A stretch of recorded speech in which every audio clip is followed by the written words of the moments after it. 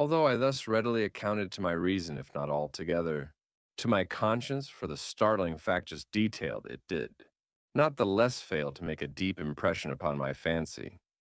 For months I could not rid myself of the phantasm of the cat, and during this period there came back into my spirit a half sentiment that seemed, but was not, remorse. I went so far as to regret the loss of the animal and to look about me among the vile haunts which I now habitually frequented for another pet of the same species and of somewhat similar appearance with which to supply its place. One night, as I sat half stupefied in a den of more than infamy, my attention was suddenly drawn to some black object reposing upon the head of one of the immense hogsheads of gin or of rum which constituted the chief furniture of the apartment. I had been looking steadily at the top of this hogshead for some minutes, and what now caused me surprise was the fact that I had not sooner perceived the object thereupon. I approached it and touched it with my hand. It was a black cat of very large, wonderfully as large as Pluto, and closely resembling him in every respect but one. Pluto had not a white hair upon any portion of his body, but this cat had a large, although indefinite splotch of white, covering nearly the whole region of the breast. Upon my touching him, he immediately arose, purred loudly, rubbed against my hand, and appeared delighted with my notice. This, then, was the very creature of which I was in search. I at once offered to purchase it of the landlord, but this person made no claim to. It knew nothing of it, had never seen it before. I continued my caresses, and when I prepared to go home, the animal evinced a disposition to accompany me. I permitted it to do so occasionally, stooping and patting it as I proceeded. When it reached the house, it domesticated itself at once and became immediately a great favorite with my wife. For my own part, I soon found a dislike to it arising within me. This was just the reverse of what I had anticipated, but I know not how or why it was its evident fondness for myself, rather, disgusted and annoyed. By slow degrees, these feelings of disgust and annoyance rose into the bitterness of hatred. I avoided the creature a certain sense of shame and the remembrance of my former deed of cruelty, preventing me from physically abusing it. I did not for some weeks strike or otherwise violently ill use it, but gradually, very gradually, I came to look upon it with unutterable loathing and to flee silently from its odious presence as from the breath of a pestilence. What added, no doubt, to my hatred of the beast was the discovery on the morning after I brought it home that, like Pluto, it also had been deprived of one of its eyes. This circumstance, however, only endeared it to my wife, who, as I have already said, possessed in a high degree that humanity of feeling which had once been my distinguishing trait and the source of many of my simplest and purest pleasures. With my aversion to this cat, however, its partiality for myself seemed to increase. It followed my footsteps with a pertinacity which it would be difficult to make the reader comprehend. Whenever I sat, it would crouch beneath my chair or spring upon my knees, covering me with its loathsome caresses. If I arose to walk, it would get between my feet and thus nearly throw me down, or fastening its long and sharp claws in my dress, clamber in this manner to my breast. At such times, although I longed to destroy it with a blow, I was yet withheld from so doing, partly by a memory of my former crime, but chiefly, let me confess it, at once by absolute dread of the beast. This dread was not exactly a dread of physical evil, and yet I should be at a loss how otherwise to define it. I am almost ashamed to own these, even in this felon's cell. I am almost ashamed to own that the terror and horror with which the animal inspired me had been heightened by one of the merest chimeras. It would be possible to conceive.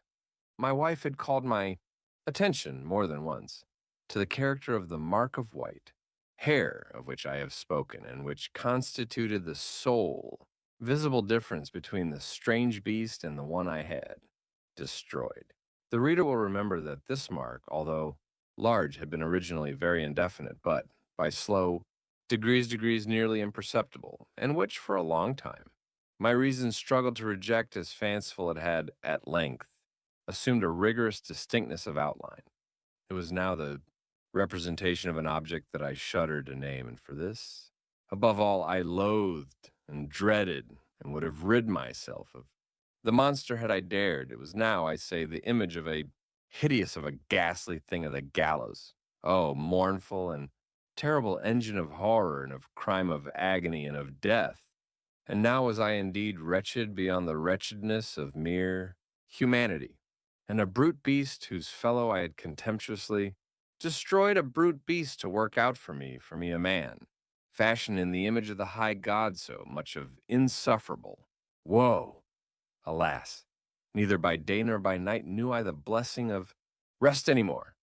During the former, the creature left me no moment alone, and in the latter, I started hourly from dreams of unutterable fear to find the hot breath of the thing upon my face and its vast weight an incarnate nightmare that I had no power to shake off incumbent eternally upon my heart. Beneath the pressure of torments such as these, the feeble remnant of the good within me succumbed. Evil thoughts became my soul intimates the darkest and most evil of thoughts. The moodiness of my usual temper increased to hatred of all things, and of all mankind, while from the sudden, frequent, and ungovernable outbursts of a fury to which I now blindly abandoned myself, my uncomplaining wife, alas, was the most usual and the most patient of sufferers.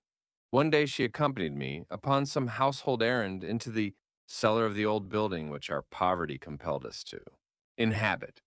The cat followed me down the steep stairs and, nearly throwing me headlong, exasperated me to madness. Uplifting an axe and forgetting in my wrath the childish dread which had hitherto stayed my hand, I aimed a blow at the animal, which, of course, would have proved instantly fatal had it descended as I wished. But this blow was arrested by the hand of my wife. Goaded by the interference into a rage more than demoniacal, I withdrew my arm from her grasp and buried the axe in her brain. She fell dead upon the spot without a groan. This hideous murder accomplished, I set myself forthwith and with entire deliberation to the task of concealing the body. I knew that I could not remove it from the house, either by day or by night, without the risk of being observed by the neighbors. Many projects entered my mind. At one period, I thought of cutting the corpse into minute fragments and destroying them by fire. At another, I resolved to dig a grave for it in the floor of the cellar. Again, I deliberated about casting it in the well, and the yard about packing it in a box, as if merchandise, with the usual arrangements, and so getting a porter to take it from the house. Finally, I hit upon what I considered a far better expedient than either of these. I determined to wall it up in the cellar as the monks of the Middle Ages are recorded to have walled up their victims. For a purpose such as this, the cellar was well adapted. Its walls were loosely constructed and had lately been plastered throughout with a rough plaster which the dampness of the atmosphere had prevented from hardening. Moreover, in one of the walls was a projection caused by a false chimney or fireplace that had been filled up and made to resemble the red of the cellar. I made no doubt that I could readily displace the bricks. At this point, insert the corpse and wall the whole up as before so that no eye could detect anything suspicious. And in this calculation, I was not deceived. By means of a crowbar, I easily dislodged the bricks, and having carefully deposited the body against the inner wall, I propped it in that position, while with little trouble I relaid the whole structure as it originally stood.